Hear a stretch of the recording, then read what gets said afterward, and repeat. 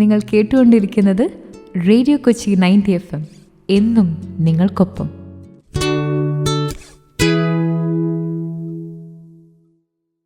Radio Kochi 90 FM എല്ലാ പ്രിയ ശ്രോതാക്കൾക്കും നമസ്കാരം. ഗസൽ അല്ലെങ്കിൽ ഗസൽ സംഗീതം എന്ന് കേൾക്കുമ്പോൾ നമുക്കറിയാം, നമ്മളെല്ലാവരെയും പൊതിഞ്ഞ് സൂക്ഷിക്കുന്ന, അല്ലെങ്കിൽ ഒരുപാട് നമ്മളെ ഒന്ന് ആശ്വസിപ്പിക്കുന്ന ഒരു ഫീലാണ് നമുക്ക് കിട്ടുക, അല്ലേ? ഓരോരുത്തർക്കും ഓരോ രീതിയിലുള്ള അനുഭവങ്ങളാണ് ഗസൽ കേൾക്കുമ്പോൾ എന്ന് പറഞ്ഞു കേട്ടിട്ടുണ്ട്.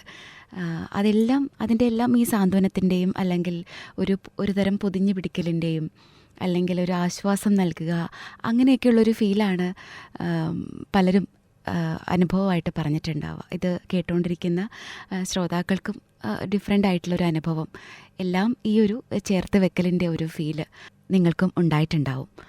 പറഞ്ഞു വന്നത് മറ്റൊന്നുമല്ല, നമ്മുടെ കേരളത്തിൽ നമുക്ക് ഗസൽ എന്ന് പറയുമ്പോൾ, അല്ലെങ്കിൽ നമ്മൾ മലയാളികൾക്ക് ഗസൽ എന്ന് കേൾക്കുമ്പോൾ ഏറ്റവും കൂടുതൽ മനസ്സിലേക്ക് വരുന്ന പേര്, അല്ലെങ്കിൽ ഒരേ ഒരു പേര് എന്നൊക്കെ തന്നെ നമുക്ക് പറയേണ്ടി വരും, ഗസൽ ചക്രവർത്തിയായ, നമ്മുടെ സ്വന്തം മലയാളികളുടെ സ്വന്തം ഗസൽ ചക്രവർത്തിയായ ഉമ്പായ് സാർ. ആ ഒരു പേര് എപ്പോഴും നമ്മുടെ മനസ്സിലേക്ക് വരുമല്ലേ? ഗസൽ എന്ന് പറയുമ്പോൾ മലയാളികൾക്ക് ഏറെ അഭിമാനത്തോടെ പറയാൻ പറ്റുന്ന നമ്മുടെ സ്വന്തം ഉമ്പായിക്ക. അപ്പോൾ ഈ ഒരു നിമിഷത്തിൽ വളരെയധികം സന്തോഷത്തോടെയാണ് ഞാൻ ഇത്രയും ശ്രോതാക്കളോട് അല്പം നീട്ടിയാണെങ്കിലും ഇത്രയും പറഞ്ഞത്. വേറൊന്നുമല്ല, ഉമ്പായ് സാറിൻ്റെ മകളായ സബിത നൗഫൽ ഇന്ന് നമ്മളോടൊപ്പം ചേരുന്നുണ്ട്. വളരെയധികം സന്തോഷത്തോടു കൂടിയാണ് ഇവിടെ ഇരിക്കുന്നത്. കാരണം ഒരുപാട് വിശേഷങ്ങൾ, അല്ലെങ്കിൽ ഉപ്പയുടെ ഒരുപാട് മെമ്മറീസ് നമ്മളോട് ഷെയർ ചെയ്യാനും, ഒപ്പം സബിത നൗഫൽ നല്ലൊരു ഗസൽ ഗായിക കൂടിയാണ്. അതേപോലെ ഹിന്ദുസ്ഥാനി സംഗീതം പഠിപ്പിക്കുകയും ഇപ്പോൾ അത് പഠിച്ചു വരികയൊക്കെ ചെയ്യുന്നുണ്ട്. ഒരുപാട് ഗസൽ ഗാനങ്ങൾ ഉപ്പയുടെയും അല്ലാതെ ഫേവറേറ്റ് ആയിട്ടുള്ളതും ഒക്കെ കേൾക്കാനായിട്ടും ഞങ്ങൾ ആഗ്രഹിച്ചിരിക്കുകയാണ്. ഏറെ സന്തോഷത്തോടെ ശ്രീമതി സബിത നൗഫലിനെ റേഡിയോ കൊച്ചി 90 FM ശ്രോതാക്കളുടെ പേരിൽ ഈ ഒരു ഇൻ്റർവ്യൂയിലേക്ക് സ്നേഹപൂർവ്വം സ്വാഗതം ചെയ്യുന്നു. Thank you. നമസ്കാരം. ഉമ്പായ് സാറിനെ കുറിച്ച് ആദ്യം തന്നെ ചോദിച്ച് തുടങ്ങാം. ഉപ്പ എന്നല്ലേ വിളിക്കുക, അല്ലേ? അപ്പം ഉപ്പ എങ്ങനെയായിരുന്നു വീട്ടിൽ ഈ പറഞ്ഞ പോലെ ഗസൽ സിംഗർ എന്നുള്ള രീതിയിൽ നമുക്കറിയാം. അപ്പം ഒരു സംഗീതജ്ഞൻ്റെ വീടാവുമ്പോൾ അതൊരു നമുക്ക് ഊഹിക്കാം എങ്ങനെയാണ്, അത്രയും സംഗീതമായിരിക്കും വീട് എന്നുള്ളത് നമുക്ക് ഊഹിക്കാവുന്ന കാര്യമാണ്. എങ്ങനെയായിരുന്നു ആ ഒരു വീട്ടിലെ ഒരു സംഗീതം അല്ലെങ്കിൽ ഗസൽ എങ്ങനെയാണ് നിങ്ങൾക്കത് പകർന്നു തന്നത്? ആ ഒരു കാര്യത്തെക്കുറിച്ച് പറയാമോ? ആദ്യമേ പറയുകയാണെങ്കിൽ ഉപ്പയുടെ ഒരു ക്യാരക്ടറിനെ കുറിച്ച് പറയാം. ഉപ്പ ഒരു ഭയങ്കര ലവ്ലി ഫാമിലി മാൻ ആയിരുന്നു. കേട്ടിട്ടുണ്ട്, ഭയങ്കര ഫാമിലി മാൻ ആയിരുന്നു. എന്ന് വെച്ചാൽ ഞങ്ങളുമായിട്ട് ഉള്ള ഓരോ നിമിഷങ്ങളും അത്രയധികം എൻജോയ് ചെയ്യുന്ന ഒരാളാണ്. നമ്മളായിട്ടുള്ള ഔട്ടിങ്ങും. ഇപ്പോൾ പേരക്കുട്ടികൾ, ഇപ്പോൾ എനിക്ക് 2 കുട്ടികളുണ്ട്. സിസ്റ്റർ ഉണ്ട്, അയാൾ ഖത്തറിലാണ്, ടീച്ചറാണ്. അയാൾക്ക് 2 കുട്ടികളുണ്ട്, ബ്രദറിന് 2 പേര്. അപ്പോൾ ഇവരൊക്കെ ആയിട്ടുള്ള ഒരു എല്ലാവരുമായിട്ടുള്ള ആ ഒരു കൂടിച്ചേരൽ ഭയങ്കര എൻജോയ് ചെയ്യുന്ന ഒരാളായിരുന്നു. പിന്നെ മ്യൂസിക്കലി ചോദിക്കുകയാണെങ്കിൽ പുള്ളി ചെറുപ്പം മുതലേ ഞങ്ങൾ വീട്ടിൽ എപ്പോഴും പാട്ടാണ് എന്ന് വെച്ചാൽ എപ്പോഴും മെഹദി ഹസൻ സാഹിബിൻ്റെ ആയാലും ഗസൽസാണ് കൂടുതൽ. നമ്മൾ ആ ഒരു കേട്ട് വളർന്ന ഒരു ഇതാണ് നമുക്കുള്ളത്. പിന്നെ ഉപ്പാന്ന് വെച്ചാൽ നമ്മളെ കമ്പൽ ചെയ്യൂല. അതായത് നമ്മൾ തീർച്ചയായിട്ടും നീ അത് പഠിച്ച് പാടണം, നമുക്ക് ടേസ്റ്റ് ഉണ്ടെന്ന് അറിയാം, പക്ഷെ കമ്പൽ ചെയ്തിട്ടില്ല. എന്നെയാണെങ്കിലും ഞങ്ങൾ എല്ലാവരും കുറേശ്ശെ പാടും. സിസ്റ്റർ ആണെങ്കിലും ബ്രദർ ആണെങ്കിലും ഞാനും. 3 മക്കളാണല്ലേ? 3 മക്കൾ. ഞാൻ 2ാമത്തെ ആളാണ്. പിന്നെ ഉമ്മയുടെ പേര് ഹബീസ എന്നാണ്. ഉമ്മ ഇപ്പം എൻ്റെ വീട്ടിലുണ്ട്, എൻ്റെ ബ്രദറിൻ്റെ കൂടെയാണ്. പിന്നെ എൻ്റെ ഇത്തത്താടെ ഹസ്ബൻഡിൻ്റെ പേര് നിഷാദ്, ആലുവയിലാണ്. പിന്നെ എൻ്റെ ഹസ്ബൻഡ് നൗഫൽ, ഞങ്ങൾ ചുള്ളിക്കലാണ് താമസിക്കുന്നത്, കൊച്ചി തന്നെ. പിന്നെ എൻ്റെ ബ്രദറിൻ്റെ വൈഫ് ബുഷ്ര. ഇതാണ് ഞങ്ങളുടെ ഫാമിലി. മൂത്ത സിസ്റ്ററാണ്, ഖത്തറിലുണ്ടെന്ന് പറഞ്ഞത്, ടീച്ചറാണ്. ഇളയാള് അയാൾ ഇപ്പോഴും മ്യൂസിക് ഫീൽഡിൽ തന്നെ, ഉപ്പയുടെ കൂടെ തന്നെ സ്റ്റേജിലൊക്കെ എല്ലാ കോർഡിനേഷനും കാര്യങ്ങളൊക്കെ അയാളായിരുന്നു. ഇപ്പോൾ അയാളൊരു ബാൻഡ് കാരവൻ എന്ന് പറഞ്ഞിട്ട്, ഞങ്ങളുടെ അല്ല, അയാള് ഈ മെയിൽ സിംഗേഴ്സ് മാത്രമുള്ള ഈ നമ്മുടെ ബേണി ഇഗ്നേഷ്യസ് കാരവൻ, അത് നമ്മുടെ ബേണി ഇഗ്നേഷ്യസ് സാറില്ലേ, ബേണി ചേട്ടന്റെ മക്കള്, പിന്നെ മിഥുൻ, അങ്ങനെ കുറച്ച് പേരായിട്ട് അവരൊരു മെയിൽ സിംഗേഴ്സ് മാത്രമായിട്ടുള്ള ഒരു ബാൻഡാണ്. ഞങ്ങൾ 2 പേരും കൂടി ഒരു സംഭവം സ്റ്റാർട്ട് ചെയ്യണമെന്നുള്ളൊരു പ്ലാനിങ്ങിലാണ്, ഞാൻ എൻ്റെ ബ്രദറും. അപ്പോൾ അവൻ ആ ഫീൽഡിൽ തന്നെയാണ് ഇപ്പോൾ ഗിറ്റാറിസ്റ്റ് ആയിട്ട് പോകുന്നു. പിന്നെ സമീർ ഉമ്പായ്. അപ്പൊ അവന് റാസ ബീഗം ബാൻഡിലെ അവർക്ക് ഗിറ്റാറിസ്റ്റ് ആയിട്ട് അങ്ങനെ എല്ലാവർക്കുമായിട്ട് പോകുന്നുണ്ട്. ഫീൽഡിൽ തന്നെയുള്ള ആളാണ്. പ്രോഗ്രാംസ് ഒക്കെ ആയിട്ട് അങ്ങനെ പോകുന്നു. അപ്പോൾ ഞങ്ങൾ ആരെയും ഉപ്പ അങ്ങനെ ഒരിക്കലും കമ്പൽ ചെയ്തിട്ടില്ല. നിങ്ങൾക്ക് ഇഷ്ടമുണ്ടെങ്കിൽ, അതായത് ഉപ്പയുടെ ഒരു തിയറി എന്ന് വെച്ചാൽ നമ്മൾ നിർബന്ധിച്ച് ചെയ്യിപ്പിച്ചാൽ അതിനൊരു ആത്മാർത്ഥത ഉണ്ടാവില്ലല്ലോ. അപ്പം നമ്മൾ ഉള്ളിൽ നമുക്ക് ഫീൽ ചെയ്ത് നമ്മളത് അതിലോട്ട് വന്നെങ്കിൽ മാത്രമേ നമുക്ക് അതിനോട് നീതി പുലർത്താൻ പറ്റുള്ളൂ, നമുക്കത് നല്ല രീതിയിൽ ചെയ്യാൻ പറ്റുള്ളൂ എന്നുള്ളൊരു തിയറി ആയിരുന്നു ഉപ്പാക്ക് ആക്ച്വലി ഉണ്ടായിരുന്നത്. അപ്പം ഞങ്ങൾ ആരെയും നിർബന്ധിച്ചു. പക്ഷെ ഞങ്ങൾക്ക് ഉപ്പ എപ്പോഴും പ്രാക്ടീസ് ചെയ്യുമ്പോഴും ഞങ്ങൾ മിക്ക ദിവസങ്ങളിലും രാത്രി ഉപ്പ ഹാർമോണിയം വായിച്ച് പാടുമ്പോഴൊക്കെ ഞങ്ങളെ വിളിച്ചിരുത്തി ഉപ്പ പാടിക്കും. ഹാർമോണിയം ഉപ്പ പ്ലേ ചെയ്ത് ഞങ്ങളെ കൊണ്ട് പാടിക്കും. പിന്നെ ഞാൻ കുഞ്ഞുനാൾ ഞങ്ങൾ കുറച്ച് മടിയന്മാരായിരുന്നു ആക്ച്വലി. അപ്പോൾ ഞങ്ങൾ കുഞ്ഞുനാളിൽ എന്നെ വയലിൻ പഠിപ്പിച്ചു. പിന്നെ ഞാൻ 10th സ്റ്റാൻഡേർഡ് കഴിയണ വരെയൊക്കെ അത് പോയി. അപ്പോൾ അങ്ങനെ ഞാൻ സ്കൂൾ കോമ്പറ്റീഷൻസിലും എല്ലാത്തിലും ആക്റ്റീവായിരുന്നു. എന്ന് വെച്ചാൽ പിന്നെ ഈ ലൈറ്റ് മ്യൂസിക്, ബാക്കിയുള്ള എല്ലാ മ്യൂസിക് സെക്ഷൻസ് എല്ലാം ഞാൻ പങ്കെടുക്കുമായിരുന്നു. വയലിന് പോയി സ്റ്റേറ്റിലൊക്കെ പോയിട്ടുണ്ട്. പക്ഷെ അത് കഴിഞ്ഞ് +2 ഒക്കെ കഴിഞ്ഞപ്പോൾ പിന്നെ ഒരു മടി അങ്ങ് വന്നു. പിന്നെ ഒരു ഗ്യാപ്പ് വന്നു. അതോടെ വയലിനിൽ കുറച്ചൊരു ഗ്യാപ്പ് വന്നു. അപ്പോൾ പക്ഷെ എൻ്റെ ബ്രദർ അത് കണ്ടിന്യൂ ചെയ്തു പോയിട്ട് അവൻ ഗിറ്റാർ അങ്ങനെ പോയി. ഉപ്പാന്റെ കൂടെ അങ്ങനെ പോണ ഗിറ്റാർ തന്നെയാണ് ബ്രദർ. അങ്ങനെ അപ്പോൾ അങ്ങനെ പോയി. അപ്പോൾ ഞാൻ പിന്നെ കുറച്ച് ഒരു വയലിനിൽ പിന്നെ ഒരു ഗ്യാപ്പ് അങ്ങനെ വന്നു. പിന്നെ ഞാൻ ഇത്തിരി ഷൈ ആയിരുന്നു.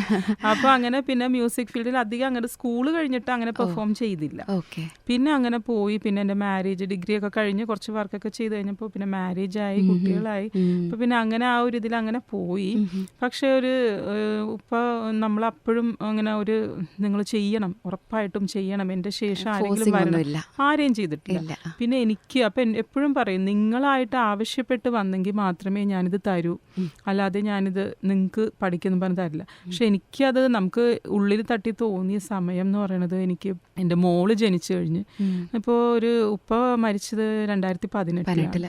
ഇപ്പോൾ ഒരു 17 തോന്നുന്നു. 17 ഫസ്റ്റ് എങ്ങാണ്ടാണ് ഞാൻ ഉപ്പടുത്ത് ഇങ്ങനെ പറയണം, ഉപ്പ എനിക്ക് ഹാർമോണിയം പഠിക്കണം, എനിക്ക് വായിച്ച് പാടണം, അങ്ങനെ ഒരു ആഗ്രഹം തോന്നിയ സമയം. അതില്ലാത്തിനൊരു സമയം, ആ ഒരു മൂഡ് എനിക്ക് വന്നത് ആ സമയത്താണ് ആക്ച്വലി. അപ്പോൾ ഉപ്പ പറഞ്ഞു, അതാണ് എന്നോട് ചോദിച്ച് വരണം, എങ്കിലേ ഞാൻ തരുള്ളൂ, എങ്കിലേ നിങ്ങൾ നന്നായി അത് ആത്മാർത്ഥമായിട്ട് ചെയ്യുള്ളൂ എന്ന് പറഞ്ഞു.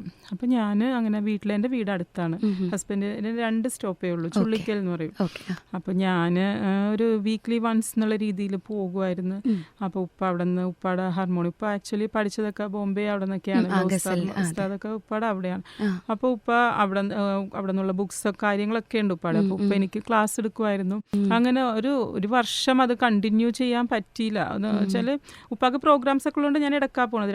ഒരാഴ്ചയൊക്കെ ആദ്യം അങ്ങനെ പോകുന്നു, പിന്നെ ഇടയ്ക്ക് ഉപ്പ ഫ്രീ ആകുമ്പോഴൊക്കെ പോകും. അങ്ങനെ ഒരു 2-3 രാഗങ്ങളൊക്കെ ഇങ്ങനെ സ്റ്റാർട്ട് ചെയ്തു. അങ്ങനെ അതങ്ങനെ പോയി. 2018 ഫസ്റ്റ് ആണ്, മാർച്ചിലാണ് പിന്നെ ഉപ്പാക്ക് ഒരു പ്രോഗ്രാമിന് വേണ്ടി ഖത്തറിലേക്ക് പോകാനായിട്ട് എയർപോർട്ട് പോകാനായിട്ട് ഇരിക്കുമ്പോഴാണ് ഒരു സിംറ്റം കണ്ടത്. ഒരു ഇങ്ങനെ ഒന്ന് തുമ്മിയപ്പോൾ കയ്യിലിങ്ങനെ ബ്ലഡ് വന്നപ്പോഴാണ് ഫസ്റ്റ് ആ ഒരു സിംറ്റം കണ്ടത്. പിന്നെ ആ പോക്ക് അങ്ങനെ ക്യാൻസൽ ചെയ്തു. പിന്നെ ഡോക്ടറെയൊക്കെ കണ്ടു കഴിഞ്ഞു. അങ്ങനെ ഡയഗ്നോസ് ചെയ്തപ്പോഴാണ് സംഭവം ക്യാൻസർ ആണോ എന്നൊക്കെ പറഞ്ഞു. അപ്പോൾ പിന്നെ എല്ലാം അതോടെ പിന്നെ സ്റ്റോപ്പായി. പിന്നെ നമ്മൾ ആ ഒരു അവസ്ഥയിലാണല്ലോ, ആ ഒരു മൂടും കാര്യങ്ങളും ആണല്ലോ. 5 മാസം കിടന്നു. 5 മാസം ഫസ്റ്റൊക്കെ നല്ല പ്രതീക്ഷയായിരുന്നു. പക്ഷെ ഉപ്പാക്ക് അത് ലാസ്റ്റ് സ്റ്റേജ് ആയിരുന്നു.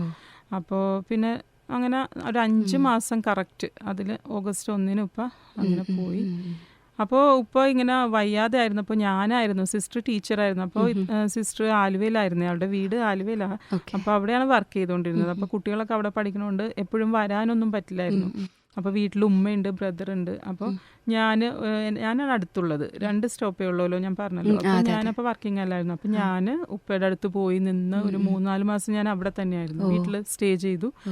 അങ്ങനെ അപ്പോൾ ഞാനിങ്ങനെ ഉപ്പ എപ്പോഴും പാട്ടുകൾ, മുകേഷിൻ്റെ പാട്ടുകളായാലും ഗസൽസ്, മെഹദി സാബിൻ്റെ ആയാലും ജഗജിത് സിംഗിൻ്റെ ആയാലും ഒക്കെ എല്ലാവരുടെ പാട്ടുകളും ഇങ്ങനെ വെച്ചു കൊടുക്കാൻ, ഗസൽസ് ഒക്കെ വെക്കാൻ എന്നോട് പറയും. അപ്പോൾ എല്ലാം ഇങ്ങനെ പറയുമ്പോൾ എന്നോട് പറയും, മോള് മ്യൂസിക് ഫീൽഡിലോട്ട് വാ, മോള് മ്യൂസിക് ഫീൽഡിലോട്ട് വന്നേ പറ്റുള്ളൂ എന്ന് അപ്പം പറയുമായിരുന്നു. ആദ്യമൊന്നും നമ്മൾ അങ്ങനെ ഇല്ല. അപ്പോൾ എന്നോട് പറയും, മോള് വരണം. പിന്നെ അതേപോലെ തന്നെ ഉപ്പാൻ്റെ പിന്നെ ഇതേപോലെ ഈ ആർട്ടിസ്റ്റുകളുണ്ടല്ലോ, ബേണിച്ചേട്ടൻ, അവരൊക്കെ ഉണ്ടല്ലോ. അപ്പോൾ അവരെയൊക്കെ വീട്ടിൽ വീട്ടിൽ വിളിച്ച് ഓരോ മെഹഫിൽ പോലെ നടത്തുമായിരുന്നു. അപ്പോൾ എന്നെ കൊണ്ട് പാടിപ്പിക്കും. അപ്പം നമ്മൾ പാടുമ്പോഴൊക്കെ ചില പാട്ടുകളൊക്കെ ഭയങ്കര ഇഷ്ടമാണ്. അപ്പോൾ അത് പാടുമ്പോൾ കരയും. അപ്പോൾ പറയും മോള് വരണം, മോള് പാടണം എന്നൊക്കെ ആ ഒരു നമ്മൾ ചെയ്യണമെന്ന് അപ്പോൾ ആഗ്രഹം അപ്പോഴാണ് പുള്ളി കുറച്ചും കൂടി എക്സ്പ്രസ് ചെയ്തിരിക്കുന്നത്. അതുവരെ നമ്മളോട് അങ്ങനെ ഒരു നിർബന്ധ ബുദ്ധിയിലൊന്നും പറഞ്ഞിട്ടില്ല. അപ്പോൾ എനിക്ക് അതൊരു ചെയ്യണം എന്ന് എനിക്കും ഒരു താല്പര്യമായി. പിന്നെ അത് കഴിഞ്ഞ് ഉപ്പ മരിച്ചു. അത് കഴിഞ്ഞ് പിന്നെ ഞാനൊരു നല്ലൊരു ഉസ്താദിനെ അന്വേഷിച്ച് ഉള്ള പരിപാടിയായിരുന്നു. കാരണം ഇപ്പോൾ ഈ പഠിപ്പിക്കുന്നവരൊക്കെ നമുക്ക് ഇപ്പം എനിക്ക് ബ്ലാക്ക് കീസിലാണ്, നമുക്ക് അതിൽ വൈറ്റ് കീസ് ബ്ലാക്ക് കീസ് ഉണ്ട്. അപ്പോൾ എനിക്ക് ബ്ലാക്ക് കീസിലാണ് ഉപ്പ നമുക്ക് സരിഗമ പദനിസ പഠിപ്പിച്ചത്. അപ്പോൾ ഇപ്പോൾ ഒട്ടുമിക്ക ആളുകളും പഠിപ്പിക്കുന്നതൊക്കെ വൈറ്റ് കീസ് ആണെന്ന് ചിലരൊക്കെ പറയാറുണ്ട്. അപ്പോൾ ഞാനൊരു ഹിന്ദുസ്ഥാനി കറക്റ്റ് ഈ ഒരു റൂട്ടിൽ ഒരാളെ വേണമല്ലോ എന്നിങ്ങനെ അന്വേഷിച്ച് നടന്ന് അപ്പോൾ സെമീറിൻ്റെ എൻ്റെ ബ്രദറിൻ്റെ ഉപ്പയുടെ തബലിസ്റ്റ് ആയിരുന്നു ജിത്തു ഉമ്മൻ തോമസ് എന്ന് പറഞ്ഞാൽ. അപ്പോൾ പുള്ളിയുടെ ഒരു പരിചയത്തിലുള്ള ഒരു ഉസ്താദാണിത്. തിരൂരാണ് ഉസ്താദ്, ഫരീദ് എന്നാണ് ഉസ്താദിൻ്റെ പേര്. അപ്പോൾ പുള്ളിയാണ് സെമീറിനോട് ഇങ്ങനെ പറയുന്നത്, ഒരു ഉസ്താദുണ്ട്, പുള്ളി നന്നായിട്ട് പാടൂല, വോക്കൽസ് ഇല്ല, ഹാർമോണിയം. അപ്പോൾ ഹാർമോണിയത്തിൽ നമുക്ക് നന്നായിട്ട് വായിച്ച് പാടുക എന്നുള്ള ഒരു ലക്ഷ്യമാണ്. അപ്പോൾ അങ്ങനെ ഞാൻ പുള്ളി കൊറോണയുടെ സമയത്ത് അപ്പോൾ ഞാൻ അങ്ങനെ പുള്ളിയെ കോണ്ടാക്ട് ചെയ്ത് പുള്ളി ഓൺലൈനായിട്ട് എനിക്ക് സ്റ്റാർട്ട് ചെയ്തു ക്ലാസ്. അങ്ങനെ ഞാൻ 2021 തുടങ്ങി. 3 വർഷം ആവണേ ഉള്ളൂ. അപ്പോൾ ഞാനങ്ങനെ പുള്ളിയായിട്ട് ഓൺലൈൻ ക്ലാസ് സ്റ്റാർട്ട് ചെയ്തു. അങ്ങനെ സ്റ്റാർട്ട് ചെയ്ത് ഇപ്പോൾ ക്ലാസ്സസ് അങ്ങനെ പോകുന്നു. അപ്പോൾ പുള്ളി നല്ലൊരു ട്യൂട്ടറാണ്. എന്ന് വെച്ചാൽ എനിക്ക് ചില സ്ഥലത്തൊക്കെ എനിക്ക് ഫീൽ ചെയ്യും. നന്നായിട്ട് പറഞ്ഞു തരും. നമുക്കൊരു ഓൺലൈൻ ആണെങ്കിലുമേ നമുക്ക് നന്നായിട്ട് എല്ലാം പറഞ്ഞു തരും. അപ്പോൾ അങ്ങനെ ഹാർമോണിയം ക്ലാസ്സസ് പോകുന്നു. അപ്പോൾ ഇപ്പോൾ ഒരു വോക്കൽ ക്ലാസ്സും കൂടി സ്റ്റാർട്ട് ചെയ്തിട്ടുണ്ട്. സുശാന്ത് കെ സോമസുന്ദരം എന്ന് പറയും. പുള്ളി ഫയാസ് ജിയുടെ ശിഷ്യനാണ്, ഫയാസ് ഖാൻ. അപ്പോൾ ഞാനൊരു വോക്കൽ ക്ലാസ്സും കൂടി അങ്ങനെ സ്റ്റാർട്ട് അതിൻ്റെ ഒപ്പം ചെയ്തിട്ടുണ്ട്. അപ്പോൾ അങ്ങനെ ക്ലാസ്സസ് ഒക്കെ മുന്നോട്ട് പോകുന്നു. പിന്നെ ഈ പാടണം, പ്രോഗ്രാംസ് ചെയ്യണം എന്നൊക്കെ വിചാരിക്കുന്ന ഊർജ്ജം ഇങ്ങനെ ഉൾക്കൊണ്ടുകൊണ്ട് പോവാണ് മുന്നോട്ടേക്ക്. അപ്പോൾ ഇപ്പോഴാണ് ആക്ച്വലി നമുക്ക് ആ ഒരു ഇൻട്രസ്റ്റും താല്പര്യവും ഒക്കെ ആക്ച്വലി വന്നത്. നമ്മൾ ഉപ്പ ആഗ്രഹിച്ചിരുന്ന കാലത്ത്. പക്ഷെ ഉപ്പയുടെ കൂടെ പാടിയിട്ടുണ്ട്. എന്ന് വെച്ചാൽ ഉപ്പയുടെ ആത്മകഥ ഉണ്ടായിരുന്നു, രാഗം ഭൈരവി എന്ന് പറഞ്ഞിട്ട്. അത് പിന്നെ നമുക്ക് ഇവിടെ ഒരു ലോഞ്ചിങ് ഉണ്ടായിരുന്നു ഫൈൻ ആർട്സ് ഹാളിൽ എറണാകുളത്ത്. അപ്പോൾ ഞാൻ എൻ്റെ സിസ്റ്ററൊക്കെ പാടിയിട്ടുണ്ടായിരുന്നു. അപ്പോൾ അത് ഭയങ്കര ഇഷ്ടമായിരുന്നു ഉപ്പാക്ക് പാട്ട്. ഇനിയും പിന്നെ ഇനിയും കിട്ടുന്ന സ്റ്റേജസ് ഒന്നും മിസ് ചെയ്യരുത്, ഇനി ചെയ്യണം, പാടണം എന്നൊക്കെ. അപ്പോൾ ലാസ്റ്റ് ആ സമയത്തൊക്കെ അങ്ങനെ പറഞ്ഞിട്ടുണ്ട്. പക്ഷെ നമുക്ക് പേഴ്സണലി ഒരു താല്പര്യം വരണമല്ലോ, അല്ലാതെ ആരെങ്കിലും നമ്മളെ നിർബന്ധിച്ച് ചെയ്യിപ്പിച്ചിട്ട് കാര്യമില്ലല്ലോ. സമയത്തിൻ്റെതാണ്, ഇപ്പോൾ നമുക്ക് ചെയ്യണം എന്നുള്ള ഒരു മൈൻഡ് ഉണ്ട്. അപ്പോൾ ഇപ്പോൾ പ്രോഗ്രാംസ് ഒക്കെ ചെയ്യണം എന്നൊക്കെ ഉള്ളൊരു താല്പര്യമുണ്ട്. അപ്പോൾ ബ്രദറുമായിട്ട് അപ്പോൾ അവനും ഇത്തിരി പാടും, നന്നായിട്ട് ഒരുവിധം പാടും, ഗിറ്റാറിസ്റ്റ് ആണല്ലോ ഞാൻ പറഞ്ഞത്. അപ്പോൾ ആൾ എന്നോട് പറയണ നീ പാടിക്കോ, ഞാൻ കൂടെ ഉണ്ടെന്നാണ്. പക്ഷെ അതിനെയും കൂടി കമ്പൈൻ ചെയ്ത് പോകണം എന്നാണ് ആഗ്രഹം. അപ്പം അങ്ങനെ.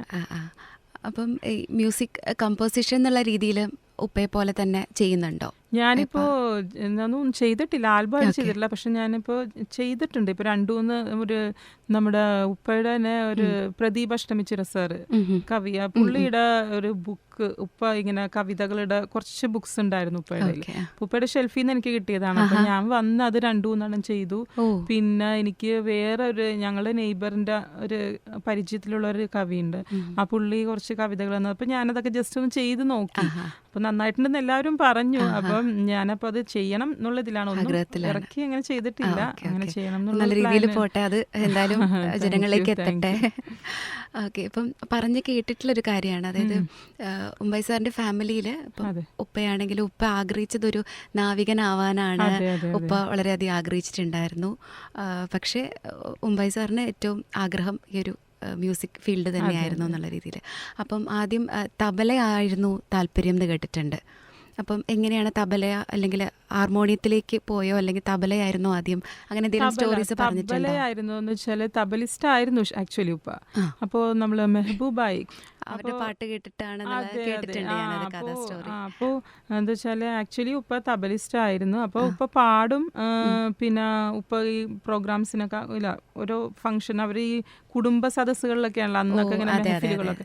അപ്പോൾ അങ്ങനെ അറിയാം. പക്ഷെ ഇങ്ങനെ ഉപ്പ ഒരു സ്ഥലത്ത് പാടാൻ പോയപ്പോൾ മെഹബൂബായി പറഞ്ഞിട്ടാണ് തബല പഠിച്ചതെന്നാണ് ആക്ച്വലി ഞാൻ കേട്ടേക്കുന്നത്. വിരലുകൾ നല്ല നീളമുള്ളതാണ്, അപ്പോൾ നീ തബല പഠിക്കണം എന്ന് പറഞ്ഞിട്ട് പുള്ളി പറഞ്ഞിട്ടാണ് അങ്ങനെ ആ ഒരു റൂട്ടിലോട്ട് വന്നതെന്നാണ് ഞാൻ കേട്ടിരിക്കുന്നത്.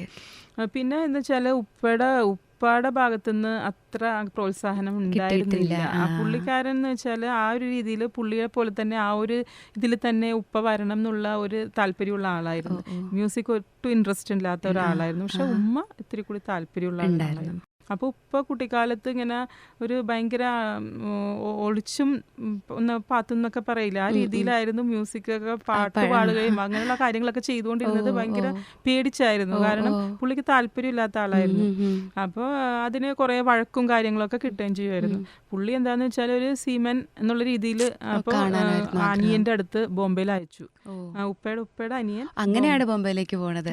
ഞാൻ കരുതിയത് മ്യൂസിക് പഠിക്കാൻ പോയെന്നല്ലേ. അത് സീമന്റെ ആ ഒരു സംഭവം ചെയ്യാൻ വേണ്ടി അങ്ങനെ പോയതാണ്. പക്ഷെ ഉപ്പാടെ ബ്ലഡിൽ ഇത് കിടക്കണോണ്ട് അങ്ങനെ അവിടെ നിന്ന് ഒരു ഉസ്താദിനെ മനസ്സുകൊണ്ട് ഇങ്ങനെ ഒരു ഉസ്താദിന്റെ ഒരു ഗുരു എന്നുള്ള രീതിയിൽ ഉപ്പ ആക്സെപ്റ്റ് ചെയ്താണ്. പിന്നെ പുള്ളി ഉപ്പാടെ പാട്ട് കേട്ട് പുള്ളി ഉപ്പയെ വിളിച്ച് അങ്ങനെ ശിഷ്യനായിട്ട് അങ്ങനെ സ്വീകരിച്ചു. അങ്ങനെ അപ്പോൾ അങ്ങനെ ഉപ്പ അവിടെ നിന്നാണ് മ്യൂസിക് പിന്നെ കുറെ കാലം അവിടെ നിന്നാണ് അഭ്യസിച്ചത്. ഉസ്താദ് മുനവർ അലി ഖാൻ അല്ലേ, അദ്ദേഹത്തിന്റെ ഇതിൽ 7 വർഷം എങ്ങാനും പഠിച്ചു എന്നുള്ളതാണ്. ആക്ച്വലി പോയ സംഭവം വേറെയാണ്, ഇതാണ് നടന്നത്. അപ്പൊ ശരിക്കും പറഞ്ഞാൽ മുംബൈ സാറിന്റെ ഉപ്പയ്ക്ക് ഇത് ഇത്രയും വലിയൊരു മ്യൂസീഷ്യൻ ആയി തീർന്നതിൽ എന്തായാലും ആ ഒരു സമയത്തൊരു പിന്നീട് ഉപ്പ ഇപ്പോൾ ദൂരദർശനിലൊക്കെ ഉപ്പയുടെ ഇന്റർവ്യൂ കാര്യങ്ങളൊക്കെ വന്നു കഴിഞ്ഞപ്പോൾ അപ്പോൾ ഫസ്റ്റ് ടൈം അപ്പോൾ പുള്ളി മാറി. അപ്പോൾ ഇങ്ങനെ ഒരു എന്ന് വെച്ചാൽ ഇങ്ങനെ ഈ മ്യൂസീഷ്യൻസ് ഒക്കെ ഈ നമ്മൾ ഡ്രിങ്ക്സ് കഴിക്കുക അങ്ങനെ ആ ഒരു റൂട്ടിൽ പോയി അവര് റൂട്ട് മാറി വഴിതെറ്റി പോകുന്നുള്ളൊരു വിചാരമായിരുന്നു അന്നത്തെ ആ ഒരു ജനറേഷൻ.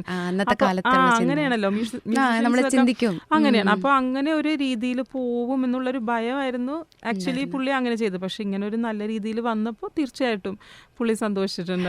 ഇന്റർവ്യൂസ് ഒക്കെ ടി വി കാണുമ്പോഴൊക്കെ ഭയങ്കര ഹാപ്പി ആയിരുന്നു. ഓക്കെ, ഫാമിലിയിലേക്ക് വരാം.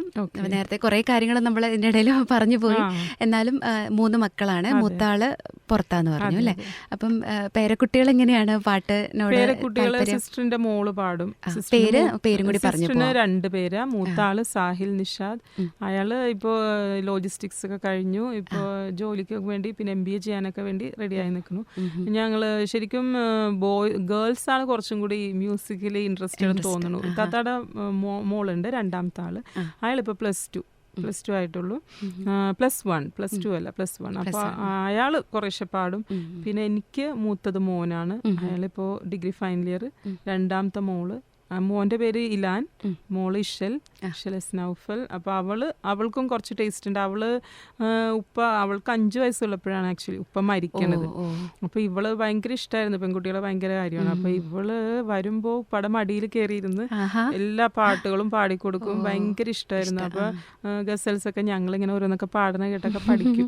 അപ്പോൾ അതൊക്കെ പഠിപ്പിക്കും. അപ്പോൾ വേഗം പഠിച്ചെടുക്കുമായിരുന്നു ആള്. പക്ഷെ ഇതേ പറഞ്ഞ പോലെ അയാൾ ഇത്തിരി വലുതായപ്പോൾ മടി പ്ലസ് ഷൈനസ്, അപ്പൊ രണ്ടും കൂടി ആയപ്പോ ഇപ്പൊ എന്നാലും ഞാനിപ്പോ നിർബന്ധിച്ചൊക്കെ പാടും. പക്ഷെ ഇപ്പൊ ഈ പാടുന്നതൊക്കെ വെസ്റ്റേൺ പാട്ടുകൾ ഉണ്ടല്ലോ, അതിലാണ് ഇപ്പൊ പാടുന്നതൊക്കെ. അതൊക്കെ തനിയെ പഠിക്കുകയാണ്. നമുക്ക് ഇതന്നെ പഠിക്കാവൂന്ന് നിർബന്ധിക്കാൻ പറ്റില്ലല്ലോ. അപ്പൊ ഏതാണ് അവരുടെ ടേസ്റ്റ് എന്ന് വെച്ചാൽ പോട്ടെ. എന്റെ ബ്രദറിന്റെ അടുത്ത് ഇപ്പൊ ഗിറ്റാർ പഠിക്കുന്നുണ്ട്. പിന്നെ ഞാൻ ഈ പറഞ്ഞ പോലെ ഹാർമോണിയം ഞാൻ വോക്കൽസ് ഒക്കെ പറയാനായിട്ട് വിളിക്കാൻ പറയും. എനിക്കിപ്പോൾ ഇത് പഠിക്കാൻ താല്പര്യമില്ല, എനിക്കിഷ്ടമല്ല ഇത്. അപ്പം ഞാൻ ഓർത്ത് അവർക്ക് ഇഷ്ടമുള്ളപ്പോൾ അവർക്ക് ഇഷ്ടമുള്ളത് പഠിക്കട്ടെ. നമുക്ക് ആ സമയത്ത് ചിലപ്പോൾ വീണ്ടും ഉമ്മയുടെ അടുത്ത് തേടി വരാം. അപ്പോൾ അവർക്ക് ഇൻട്രസ്റ്റ് എന്താണ്, നമ്മൾ നിർബന്ധിക്കേണ്ട. നമ്മൾ നിർബന്ധിച്ച് ചെയ്താൽ അവർ നന്നായി ചെയ്യാൻ പറ്റില്ല. അപ്പം ഞാൻ പറയും മോക്ക് വെസ്റ്റേൺ, അപ്പോൾ അതൊക്കെ അങ്ങനെ പാടാറുണ്ട്. പിന്നെ ആളീ പറഞ്ഞ പോലെ ഇത്തിരി ഷൈയും മടിയൊക്കെ ആയിരുന്നു. ഇപ്പം ഞാൻ നിർബന്ധിച്ച് അതൊക്കെ ചെയ്യുന്നുണ്ട്. പിന്നെ അവന് പക്ക സ്റ്റഡി അങ്ങനെ കാര്യങ്ങൾ, സ്പോർട്സും കാര്യങ്ങളൊക്കെ ആയിട്ടാണ് പോകുന്നത്. ബ്രദറിന് 2 പേര്. മൂത്ത ആള് ഇപ്പോൾ അവൻ 7th. 2 ആൺപിള്ളേരാണ് ബ്രദറിന്. ഇളയാള് ചെറുതാണ്, മോന് ഇപ്പോൾ UKG ആയിട്ടുള്ളൂ. എല്ലാവരും ചെറിയതായിട്ട് പാടും. എല്ലാവർക്കും കുറേശ്ശെ ഉണ്ട്. പക്ഷെ എല്ലാവരും ഈ പറഞ്ഞ പോലെ കുറച്ച് മടിയൊക്കെ ഉണ്ട് പ്രായത്തിൻ്റെതായ. അപ്പൊ അങ്ങനെ പോകുന്നു. അതീ പറഞ്ഞാൽ ഒരു പ്രായമാകുമ്പോൾ മക്കള് തിരിച്ചറിഞ്ഞ് വരും. പിന്നെ നമുക്ക് എന്തായാലും ഇത്രയും നേരം നമ്മൾ സംസാരിച്ചു. നമുക്ക് 2 വരി പാട്ട് കേൾക്കാൻ ആഗ്രഹമുണ്ട്. അവളുടെ തളിരധരങ്ങൾക്ക് മായാത്ത അരുണിമയുണ്ടായിരുന്നു, ഒട്ടേറെ പറയുവാൻ ദാഹമുണ്ടായിരുന്നു. മഷിയെഴുതാത്തൊര കരിമിഴിപ്പൂക്കളിൽ, മഷിയെഴുതാത്തൊര കരിമിഴിപ്പൂക്കളിൽ കനവുകളേറെയുണ്ടായിരുന്നു. പ്രണയത്തിൻ മധുരിമയേറെ ഉണ്ടായിരുന്നു. ഒരു നീലാതീരത്ത് ഒരുങ്ങി വന്നെത്തുന്ന ശരത്കാല ശശിലേഖ പോലെ മനസ്സിൻ്റെയും മരവാതിൽക്കലെന്തിനോ ഒരു വട്ടം കൂടി നീയൊരുങ്ങി വന്നു. എൻ്റെ പ്രിയ സഖി എനിക്കായൊരുങ്ങി വന്നു. ഒരു നീലാതീരത്ത് ഒരുങ്ങി വന്നെത്തുന്ന. ഓ, മനോഹരം. കേട്ടിങ്ങനെ കുറച്ചുകൂടി ഉണ്ടായിരുന്നെങ്കിൽ എന്നുള്ള രീതിയിൽ. അതാ ഗസലിൻ്റെ ഒരു ഒന്നാമത് ആ ഗസലിൻ്റെ ഒരു മാന്ത്രിക ശക്തിയുണ്ട്. അതിപ്പോൾ ഇത്ര മനോഹരമായിട്ടത് പാടിയപ്പോൾ നല്ലൊരു ഫീലായിരുന്നു. Thank you. ഇപ്പം ഈ പാട്ട് കേട്ടപ്പോഴാണ് വരികളിപ്പം കൂടുതലായിട്ടും ONV സാറിൻ്റെ, യൂസഫ് അലി കേച്ചേരി സാറിൻ്റെ, അതുപോലെ ഈസ്റ്റ് കോസ്റ്റ് വിജയൻ സാറിൻ്റെ ഒക്കെ വരികളാണ് കൂടുതലായിട്ടും നമ്മൾ ആൽബങ്ങളിലൂടെ ഒക്കെ മുംബൈ സാറിൻ്റെ കേട്ടിരിക്കുന്നത്. അപ്പം ഈ ഒരു കമ്പോസിഷൻ്റെ കാര്യങ്ങളോ അല്ലെങ്കിൽ വരികൾ കിട്ടിയിട്ടാണ് ട്യൂൺ ചെയ്യുക, അല്ലെങ്കിൽ ട്യൂണ് അങ്ങനെ പല രീതിയിൽ നമ്മൾ കേട്ടിട്ടുണ്ടല്ലോ. അതേപോലെ അത് എങ്ങനെയായിരുന്നു, അതിൻ്റെ അനുഭവങ്ങളൊക്കെ ഉപ്പ പറയാറുണ്ടായിരുന്നോ? തീർച്ചയായിട്ടും. അത് ഇപ്പോൾ ഫിലിം ഇൻഡസ്ട്രിയിലും ഞാൻ കേട്ടിട്ടുണ്ട്. അതായത് പിന്നെ ട്യൂൺ ചെയ്ത് കഴിഞ്ഞിട്ടാണ് കവിത എഴുതുന്നത് അല്ലെ, തിരിച്ചും ചെയ്യാറുണ്ട്. ഉപ്പ ഒരിക്കലും അങ്ങനെ ചെയ്തിട്ടില്ല. ഉപ്പ കവിത തന്നെ നമ്മളോട് ട്യൂൺ ആവശ്യപ്പെടും. കവിത വായിക്കുമ്പോൾ തന്നെ നമുക്ക് മനസ്സിൽ ആ ഒരു ട്യൂൺ വരും എന്നാണ് ഉപ്പ പറയാറുള്ളത്. പിന്നെ മ്യൂസിക് ഇപ്പോൾ ഓരോ പാട്ട് കമ്പോസ് ചെയ്ത് കഴിഞ്ഞാലും എന്നെ വിളിച്ച് എന്നെ കേൾപ്പിക്കാറുണ്ടായിരുന്നു.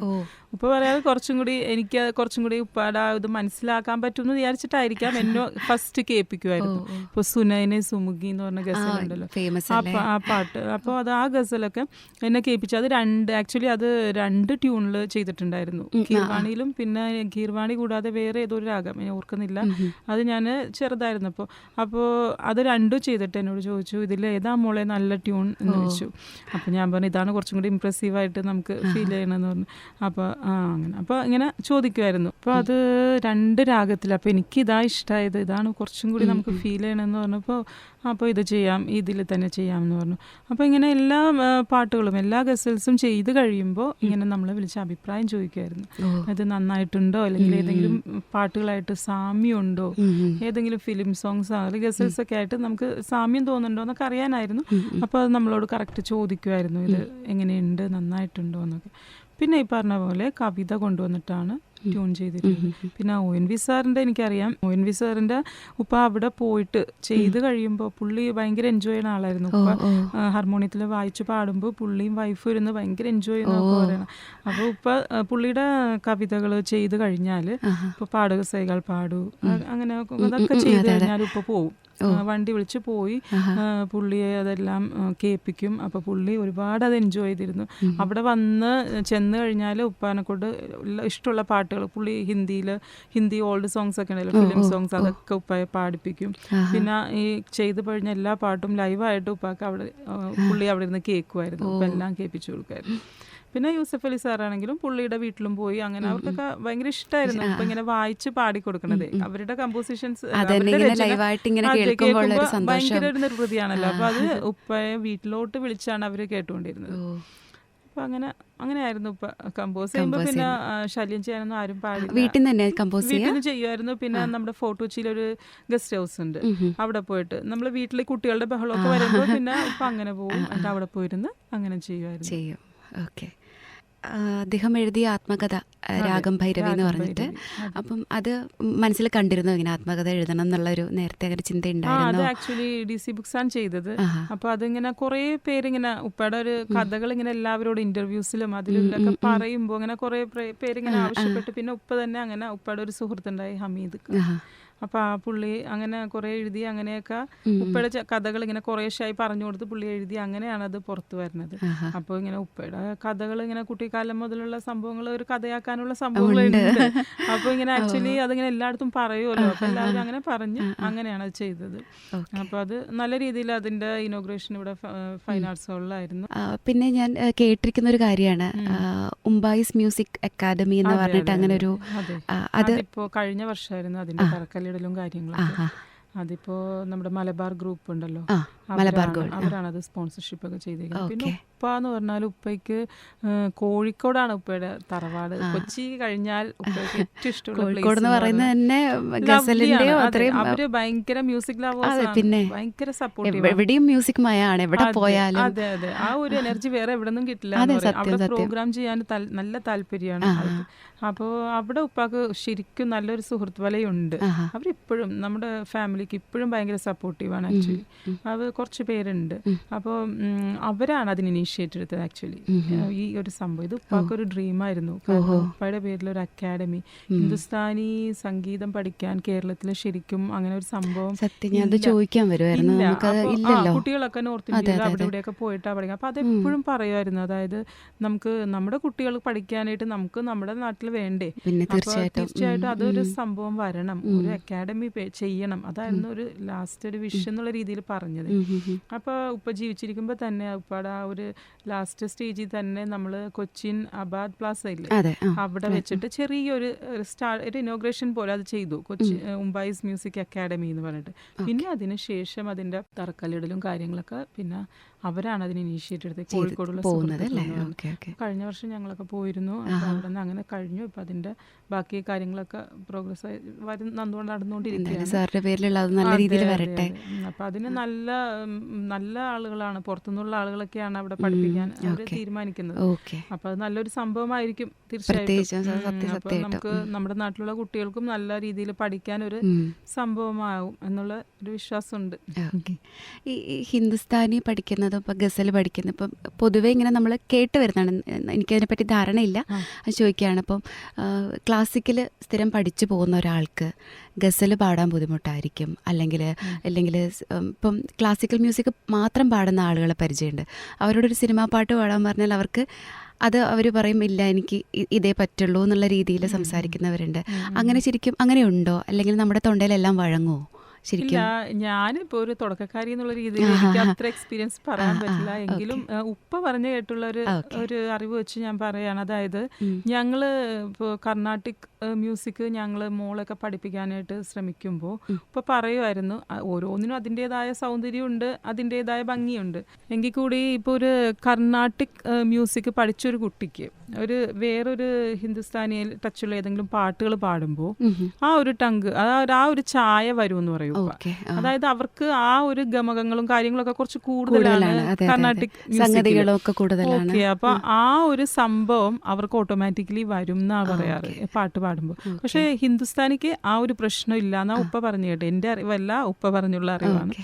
അപ്പോൾ അതുകൊണ്ട് ഇപ്പോൾ കർണാട്ടിക് മ്യൂസിക് പഠിച്ച കുട്ടികൾ ഹിന്ദുസ്ഥാനി പാടുമ്പോൾ പെട്ടെന്ന് അവർക്ക് മനസ്സിൽ ഇപ്പോൾ ഉപ്പയുടെ പാട്ട് തന്നെ, ഇപ്പം ഉപ്പയുടെ പാട്ട് പാടുമ്പോൾ ഉപ്പയുടെ പക്ക ഹിന്ദുസ്ഥാനി ഇതിലാണല്ലോ ഉപ്പയുടെ പാട്ടുകളെല്ലാം.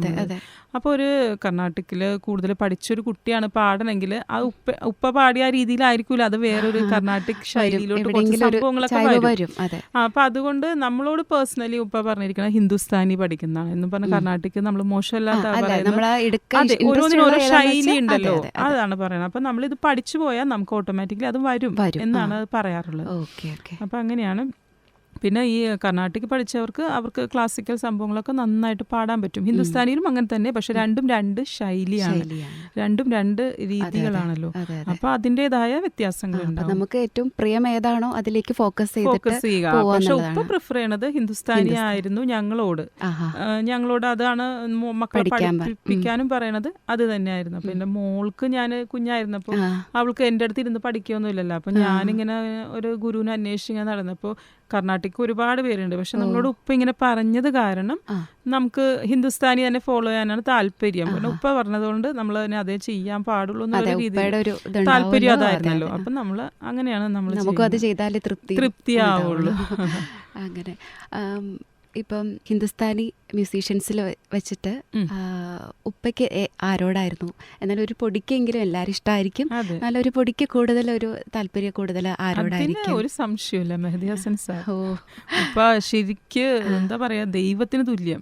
ഭയങ്കര ഇപ്പൊ ഒന്നും പറയാൻ പറ്റില്ല നമുക്ക്. ഉപ്പയ്ക്ക് ആ മനുഷ്യനോടുള്ള, ആ ഉസ്താദിനോടുള്ള എന്താണ് ഒരു റിലേഷൻ നമുക്ക് പറയാൻ പറ്റാത്ത. കോഴിക്കോട് വന്നല്ലോ പുള്ളിക്കാപ്പാട്, മറ്റേ ഉഴിച്ചിലിനൊക്കെ വന്നല്ലോ. ആ സമയത്ത് അവിടെ പോയി ഉപ്പ കാലിൽ വീണ അനുഗ്രഹമൊക്കെ വാങ്ങി പുള്ളിയായിട്ട് ഫോട്ടോ, ഭയങ്കര സന്തോഷമായിരുന്നു. ആ ഫോട്ടോസൊക്കെ ഞങ്ങളുടെ വീട്ടിൽ ഫ്രെയിം ചെയ്തിട്ടൊക്കെ ഉണ്ട്. അപ്പോൾ ഉപ്പക്ക് ചില EMS പിന്നെ മെഹദി ഹസൻ സാബ്, ഇവർ രണ്ടുപേരും ഉപ്പയുടെ ലൈഫിൽ ഉപ്പാക്ക് ഒരു ശരിക്കും ഉപ്പ ഇന്നത്തെ ഇതിലോട്ട് വരാൻ ഒരു നിമിത്തമായ ആളുകളാണെന്നാണ് പറയാറ്. എന്നുവെച്ചാൽ ഇവർ രണ്ടുപേരെയും ഭയങ്കര ഫോളോ അപ്പ് ചെയ്തിരുന്നു. മെഹദി ഹസൻ സാബിന്റെ ഗസൽസ് കേൾക്കാത്ത ദിവസങ്ങളില്ല. ഉച്ചക്ക് ഉറങ്ങുമ്പോഴും ഒക്കെ രാത്രി കിടക്കുമ്പോഴൊക്കെ വെക്കാറുള്ളത് മെഹദി ഹസൻ സാബ്. പിന്നെ തീർച്ചയായിട്ടും ജഗദീപ് സിംഗ് സാബ്, ഗുലാം അലി സാബ് എല്ലാവരും താല്പര്യമാണ്. പക്ഷേ ഒരു കൂടുതൽ നമുക്ക് ചോദിച്ചാൽ അതെ തീർച്ചയായിട്ടും സംശയമില്ലാതെ പറയാം. അതെ അതെ അതെ. ശരിക്കും ദൈവത്തിന്റെ ശബ്ദം, അത് ആ ഒരു വോയിസേ, അത് പുള്ളി എന്താ പറയാ, അതിനൊന്നും പറയാനില്ല. അത് ശരിക്കും ലതാജി പറഞ്ഞ പോലെ അത് ദൈവത്തിന്റെ ശബ്ദം തന്നെ ഞാൻ പറയാറുള്ളൂ. ഇപ്പം അതേ പറയാറുള്ളൂ. അത് ഭയങ്കര ഇപ്പൊ വളരെയധികം നമുക്കതിന് എന്താ റിലേഷൻ ഇപ്പോഴും നമുക്ക് മനസ്സിലായിട്ടില്ല. ഭയങ്കര. അപ്പം ഏതെങ്കിലും പ്രശസ്തരായ ഏതെങ്കിലും ഒരു മ്യൂസീഷ്യൻ്റെ ഒരു ഹിന്ദുസ്ഥാനി വേറെ ഏതെങ്കിലും നമുക്ക് കേൾക്കാൻ പറ്റുമോ? അല്ലെങ്കിൽ ഉപ്പ പാടുന്നതോ എന്തെങ്കിലും ഒരു മെമ്മറി ഷെയർ ചെയ്യാൻ പറ്റുന്ന എന്തെങ്കിലും പാട്ടോ ഏതായാലും കുഴപ്പമില്ല. ഹിന്ദുസ്ഥാനി ഇപ്പൊ നമ്മുടെ ബാബുരാജ് സാറിന്റെ എല്ലാ പാട്ടും ഹിന്ദുസ്ഥാനിയാണല്ലോ. അതെ അതെ, ശൈലിയിലൊക്കെയാണല്ലോ. അതെ, പുള്ളി ആ ഒരു രീതിയാണല്ലോ. അപ്പൊ അത് നമുക്ക് തീർച്ചയായിട്ടും നമുക്ക് ഇഷ്ടമുള്ളതാണ്. ബാബുക്കയുടെ ഒരു പാട്ട്. ഓ തീർച്ചയായിട്ടും, ഒരു പല്ലവി പാടാം. ഓ തീർച്ചയായിട്ടും. താനേ തിരിഞ്ഞും മറിഞ്ഞും തൻ താമരമെത്തയിലുരുണ്ടും മയക്കം വരാതെ മാനത്തു കിടക്കുന്നു മധുമാസ സുന്ദര ചന്ദ്രലേഖ. താനേ തിരിഞ്ഞും മറിഞ്ഞും തൻ താമരമെത്തയിലുരുണ്ടും മയക്കം വരാതെ മാനത്തു കിടക്കുന്നു മധുമാസ സുന്ദര ചന്ദ്രലേഖ. വാവ്, സൂപ്പർ. ഫീൽ ഉൾക്കൊണ്ട് നല്ല എന്താ പറയുക, മനോഹരമായിരുന്നു. ഉപ്പയ്ക്ക് മറ്റിപ്പോൾ പഴയ, നേരത്തെ പറഞ്ഞല്ലോ, പഴയ കാല ഹിന്ദി സോങ്സൊക്കെ ONV സാർ എടുത്ത് പോകുമ്പോൾ ഹാർമോണിയത്തിൽ വായിച്ച് കേൾപ്പിക്കുന്നൊക്കെ. അപ്പോൾ ഉപ്പയ്ക്ക് അങ്ങനെ ഏതെങ്കിലും ഫേവറേറ്റ് ആയിട്ടുള്ള മ്യൂസിക് ഡയറക്ടേഴ്സോ അല്ലെങ്കിൽ സിംഗേഴ്സോ അങ്ങനെയൊക്കെ ഉണ്ടായിരുന്നു പഴയ ഓൾഡ് ഹിന്ദി? പഴയത് റാഫി സാബ് തീർച്ചയായിട്ടും എല്ലാവർക്കും ഇഷ്ടമാണല്ലോ. പിന്നെ ഉപ്പാക്ക് മദൻ മോഹൻ സാബിന്റെ എല്ലാ കമ്പോസിഷൻസും വളരെ ഇഷ്ടമാണ്. അത് ശരിക്കും അത് പുള്ളിയുടെ എല്ലാ പാട്ടും ഒരു റെയർ പീസ് എന്ന് വേണമെങ്കിൽ പറയാം നമുക്ക്. അത് ഭയങ്കര എൻജോയ് ചെയ്തിരുന്നു. ഉപ്പ ഭയങ്കര ഇഷ്ടമായിരുന്നു മദൻ മോഹൻ സാബിന്റെ പാട്ടുകൾ. പിന്നെ എല്ലാവരുടെ പാട്ടുകളും, മുകേഷ് എല്ലാവരുടെ പാട്ടുകളും ഇഷ്ടമാണ്. ഇപ്പൊ ഗസൽ പ്ലേ ചെയ്യുന്ന അല്ലാതെ ഇതേപോലെ ഓൾഡ് ഹിന്ദി സോങ്സ് ഒക്കെ വീട്ടിൽ പ്ലേ ചെയ്യുമായിരുന്നോ? ഗസൽസ് ആണ് കൂടുതൽ വെക്കാറുള്ളത്. വെക്കും. പിന്നെ നമ്മള് ഗസൽസ് മീൻസ് നമ്മള് മെഹദി സാബിന്റെ മാത്രമല്ല, ജഗദീപ് സിംഗ് സാബിന്റെ, മറ്റേ പുള്ളിയുടെ എല്ലാ ഗസൽസ് വെക്കാറുണ്ട്. ഗുലാം അലി സാബിന്റെ. ഉപ്പ പ്ലേ ചെയ്യണത് മിക്കതും ഗസൽസ് ആയിരിക്കും. പിന്നെ നമ്മളും വെക്കുമായിരുന്നു. അപ്പൊ നമുക്കും ഇഷ്ടമായിരുന്നു പഴയ ഹിന്ദി പാട്ടുകൾ. അങ്ങനെയൊക്കെ നമ്മള് ഈ ശ്രദ്ധാഞ്ജലി എന്ന് പറഞ്ഞ ലതാജിയുടെ ഒരു ആൽബം ഉണ്ടായിരുന്നു. എല്ലാം കൂടെ എല്ലാവരുടെ കമ്പോസിഷൻസും മിക്സ് ചെയ്തുള്ള അത് എപ്പോഴും പ്ലേ ചെയ്യായിരുന്നു. ശരിക്കും അത് നമ്മൾ കേട്ട് നമുക്ക് അതിൽ നിന്ന് നമ്മൾ കുറേ പാട്ടുകൾ തനിയെ പഠിച്ചു. കേൾവിയാണല്ലോ. സോജ രാജകുമാരി, അത് അല്ലെങ്കിൽ നമ്മൾ ആ ഒരു പ്രായത്തിൽ നമ്മളൊന്നും അതൊന്നും ചിലപ്പോൾ പ്ലേ ചെയ്യൂല. പക്ഷെ നമ്മൾ ഇത് ആ കുട്ടിക്കാലം മുതൽ കേട്ടതുകൊണ്ടുണ്ടല്ലോ ആ പാട്ടുകളൊക്കെ നമുക്ക് ജീവനുള്ള പാട്ടുകളാണ്. അപ്പം ഇപ്പോഴും ഞാനിങ്ങനെ ആലോചിക്കും, ഈ പുതിയ തലമുറയിലെ കുട്ടികൾ ഇത് ഇപ്പം ഒരു സ്റ്റേജ് ഷോയോ അല്ലെങ്കിൽ അങ്ങനെയൊക്കെ വരുമ്പം കുട്ടികൾ ചിലപ്പോൾ മനഃപൂർവ്വം പഠിക്കണ്ടാവാം ഇങ്ങനത്തെ പാട്ട്. മത്സരത്തിന് പാടണം, അല്ലെങ്കിൽ ഓൾഡ് സോങ്സിന്റെ റൗണ്ട് ഉണ്ട്, അല്ലെങ്കിൽ ഗസലിന്റെ റൗണ്ട് ഉണ്ട് എന്നൊക്കെ പറയുമ്പോൾ മെനക്കെട്ട് അങ്ങനെ പഠിക്കാന്നല്ലാതെ ആ പഴയ ആ ഒരു ആ ജീവൻ അത്രയുള്ള പാട്ടുകൾ ഇവരിലേക്ക് എങ്ങനെയായിരിക്കും എത്തുക എന്നൊക്കെ ഞാനിങ്ങനെ എപ്പോഴും ചിന്തിക്കാറുണ്ട്. നമുക്ക് എന്തെങ്കിലും ഒരു ആശ്വാസം കിട്ടണമെങ്കിൽ ഇങ്ങനത്തെ പാട്ടുകളൊക്കെ അയ്യോ ഒന്നും പറയാനില്ല. ചെയ്തു വെച്ചിരിക്കുന്ന പാട്ടുകളല്ലേ. തീർച്ചയായിട്ടും അതിലെല്ലാ പാട്ടും ഒന്നിനൊന്നും മെച്ചമാണ്. അത് നമ്മൾ പറഞ്ഞ പോലെ അതിങ്ങനെ എപ്പോഴും വെക്കുമായിരുന്നുണ്ട് ആ പാട്ട്. അത് എനിക്ക് തോന്നുന്നു ഇപ്പൊ ഒന്നെങ്കിലും നമ്മൾ പഠിക്കട്ടെ എന്ന് വിചാരിച്ചായിരിക്കാം ചിലപ്പോൾ അത് ചെയ്തതെന്ന് തോന്നണു. അത് അതിലെ പാട്ടുകളൊക്കെ എന്നിട്ട് ഇഷ്ടമായോ പാടുമോ എന്നൊക്കെ ചോദിക്കുമ്പോൾ നമ്മൾ പാടുകയൊക്കെ ചെയ്യായിരുന്നു അതിലെ പാട്ടുകൾ. ഇപ്പോൾ ഞാൻ പറഞ്ഞില്ലേ സോജ രാജകുമാരി, പിന്നെ ഡരേ ഡരേ, അതിൽ കുറേ പാട്ട്, പിന്നെ മനിരേ, അങ്ങനെ കുറേ നല്ല ക്ലാസിക് സോങ്സ് അതെപ്പോഴും പ്ലേ ചെയ്യാം. പിന്നെ ഇപ്പോൾ ഞാൻ പറഞ്ഞില്ലേ നമ്മൾ മെഹദി സാബിൻ്റെ പാട്ടുകളായിരുന്നു കൂടുതൽ പ്ലേ ചെയ്തിരുന്നത്. എല്ലാം വെക്കുമായിരുന്നു. ഇതൊക്കെ ബാക്കിയുള്ളതൊക്കെ. അപ്പം ഏതൊരു ഹിന്ദി സോങ് ഇങ്ങനെ ഓർമ്മ വരുന്നുണ്ടെങ്കിൽ 2 വരി പാടാം. ഞാനിപ്പോൾ ലഗ്ജാഗലെ പാടിയാൽ മതി. ലഗ്ജാഗലെ നല്ല. ഓക്കെ. हमको मिली है आज ये घड़ियां नसीब से, जी भर के देख लीजिए हमको करीब से, फिर आपके नसीब में ये बात हो न हो, शायद फिर इस जन्म में मुलाकात हो न हो, लग जा गले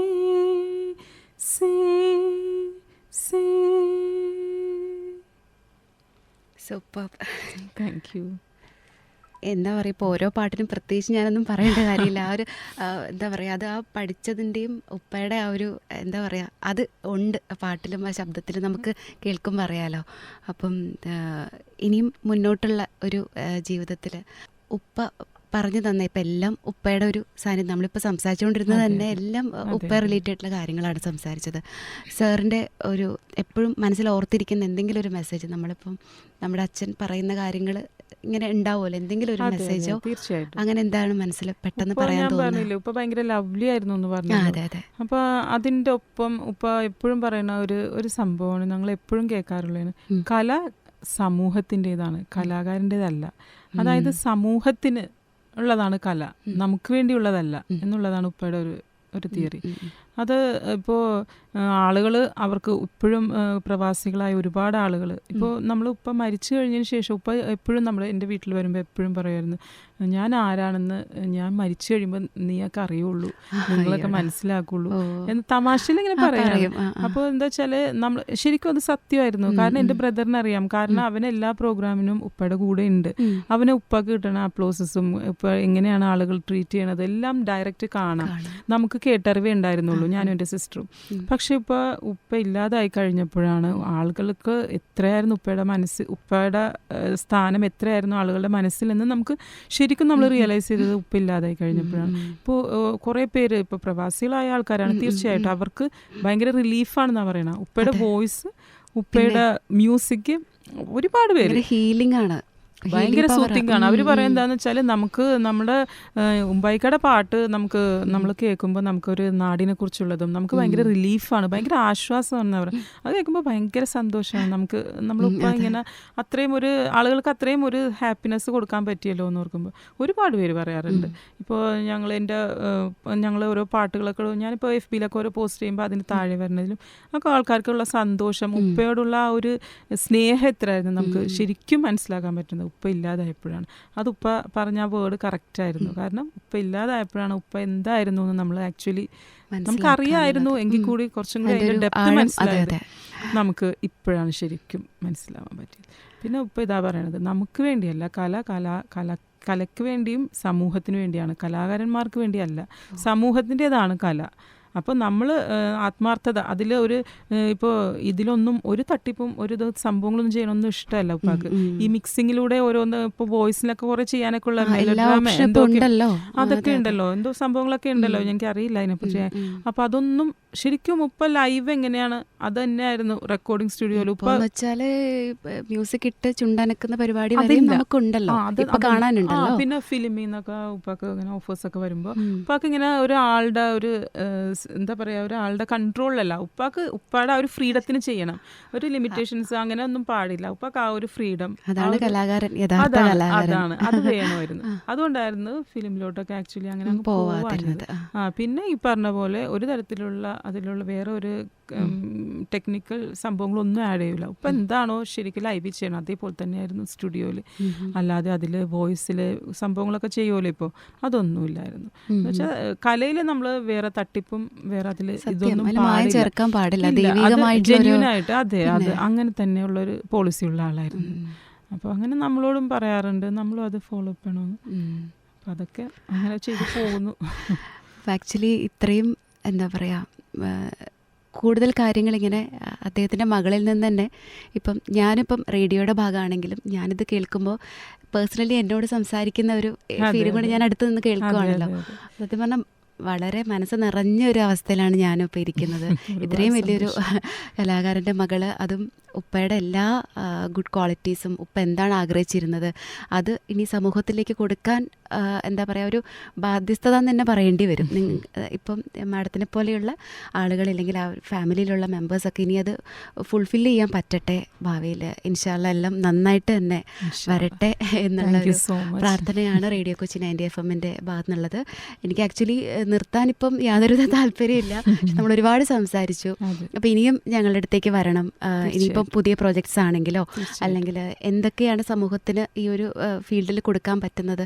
നേരത്തെ മാം പറഞ്ഞ പോലെ ഗസൽ പഠിക്കാനായിട്ട് ഇവിടുന്ന് ആളുകൾ പലയിടത്തേക്കും പോകുന്നൊരവസ്ഥയാണ്. അതൊരു റിയൽ മ്യൂസിക് കിട്ടാനില്ലാത്തത് കൊണ്ടുള്ള ഇതാണ്. അപ്പം ഇത് ഈ പറഞ്ഞ അക്കാദമിയിലൂടെ ഇനി കിട്ടട്ടെ, അല്ലെങ്കിൽ ഉപ്പയുടെ ഒരു ഡ്രീമാണ് ഫുൾഫിൽ ചെയ്യാൻ പോകുന്നത്. അതിൽ ഞങ്ങൾക്കും ഒരുപാട് സന്തോഷമുണ്ട്, എപ്പോഴും പറയായിരുന്നു. അപ്പം ആ രീതിയിൽ അതും ഫുൾഫിൽ ആവട്ടെ. അല്ലാതെ ഇപ്പോൾ ഈ മ്യൂസിക് പഠനം നടക്കുന്നുണ്ട്, ക്ലാസ്സുകൾ എടുക്കുന്നുണ്ട്, അതും എല്ലാ വിധത്തിലുള്ള ആ ഒരു ഉപ്പ ആഗ്രഹിച്ച ആ പ്യുവർ മ്യൂസിക്, ഒരു മായം കലർത്താത്ത, അത് വരും തലമുറയ്ക്ക് കൊടുക്കാൻ എല്ലാ അനുഗ്രഹങ്ങളും ഉണ്ടാവട്ടെ എന്ന് സ്നേഹത്തോടെ ആശംസിക്കുന്നു. ഏതായാലും ഉപ്പയ്ക്ക് നിങ്ങൾ ആളുകൾ തന്ന സപ്പോർട്ട് ഒരുപാട് വലുതാണ്. അത് ഞങ്ങളിപ്പോഴാണ് കൂടുതൽ റിയലൈസ് ചെയ്യണത്. അപ്പോൾ ഏതായാലും റേഡിയോ കൊച്ചി 90 FM-ൻ്റെ ഈ ഇൻ്റർവ്യൂവിൽ നിങ്ങളോടിങ്ങനെ സംസാരിക്കാൻ പറ്റിയതിൽ ഒരുപാട് സന്തോഷം. എല്ലാവർക്കും നന്ദി, നമസ്കാരം. ഓക്കെ, നമുക്ക് ഒരു പാട്ട് പാടിയിട്ട് എന്തായാലും അവസാനിപ്പിക്കാൻ തോന്നുന്നു അല്ലേ? അതിനു മുമ്പ് നന്ദിയുടെ 2 വാക്ക് പറയാണ്. നമുക്ക് ഈ പ്രോഗ്രാമിന് വേണ്ടിയിട്ട് ഉള്ള കോർഡിനേഷൻ ചെയ്തു തന്നത് സാഹിലാണ്. സാഹിലിനെ ഏറെ സ്നേഹത്തോടെ ഈ ഒരു സമയത്ത് ഓർക്കാണ്. ഏറെ വാല്യുബിൾ ആയിട്ടുള്ള ഈ ഒരു ഗസ്റ്റിനെ, ഈ ഒരു ഗസൽ സിംഗറിനെ നമുക്കായി റേഡിയോ കൊച്ചി 90 FM-ലേക്ക് കൊണ്ടുവരാനും അതിൻ്റെ കോർഡിനേഷൻസും ഒക്കെ ചെയ്തു തന്ന സാഹിലിന് ഈ ഒരു സമയത്ത് നന്ദി പറയാണ്. 1001 രാവിൽ നീളും കഥകൾ പോലെ ഗായക നിർത്തരുതേ നിൻഗാനം നിൻഗാനം നിൻമന്ത്രമധുര വിഷാദസ്വരങ്ങൾ നിൻമന്ത്രമധുര വിഷാദസ്വരങ്ങൾ തൻ നീ അതിൽ പാടു പാടു രാക്കുയിലേ പാടുക സൈക പാടു നിൻ രാജകുമാരി പാടി പാടി ഉറക്കൂ പാടി പാടി ഉറക്കൂ സ്വപ്നനഗരിയിലെ പുഷ്പശയ്യയിൽ നിന്ന സ്വപ്നനഗരിയിലെ പുഷ്പശയ്യയിൽ നിന്ന മുക്ത സൗന്ദര്യത്തെ ഉണർത്തരുതേ ആരും ഉണർത്തരുതേ കസൈകാ പാടൂ.